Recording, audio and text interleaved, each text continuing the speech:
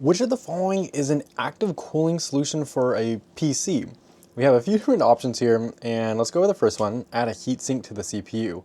Now, this is great because it's going to pull the heat from the CPU, however, that's not active, it's passive. Since nothing is moving around, nothing's really doing anything. We have reduced the speed of the CPU. We want more performance, and that's not the reason why this is not the answer, but it's not an active cooling solution. This isn't actively cooling our card. It's just bringing down the temperature by bringing down the performance.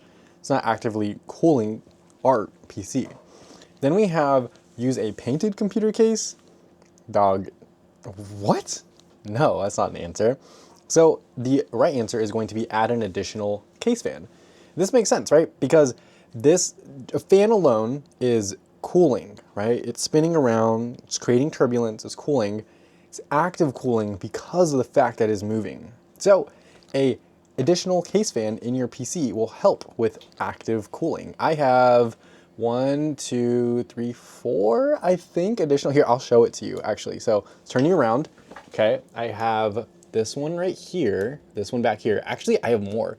There's one in the middle of this heatsink, and then I have this one right there, and then I have these two right here. So a bunch of fans.